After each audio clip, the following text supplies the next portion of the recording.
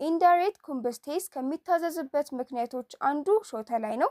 ሾተ ላይ ማለት ባጭሩ የደም አይነቷ አርኤች ኔጌቲቭ የሆነች እናት በማህፀኗ አርኤች ፖዚቲቭ የሆነ ጽንስ ስትሸከም ነው። በዚህ ጊዜ የመጀመሪያ ልጅ ብቻ ጤነኛ ሆኖ የመወለድ ቻንስ አለው። ሁለተኛ ግን ለመድገም ብትፈልግ ጽንሱ ይጠፋባታል። ምክንያቱ ደግሞ የእናትየው ቀይ ደም ሴሎች አርኤች አንቲጅን የላቸውም።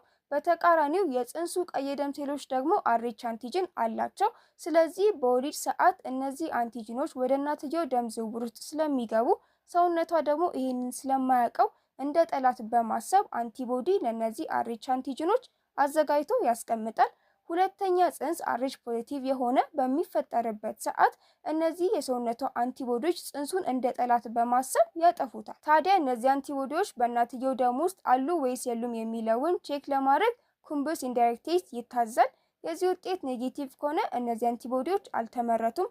ነገር ግን ስቲል ለቀጣይ ልጅ ሲባል አርኤች አይጂ የምንለውን መርፌ መውሰድ ይኖርባታል።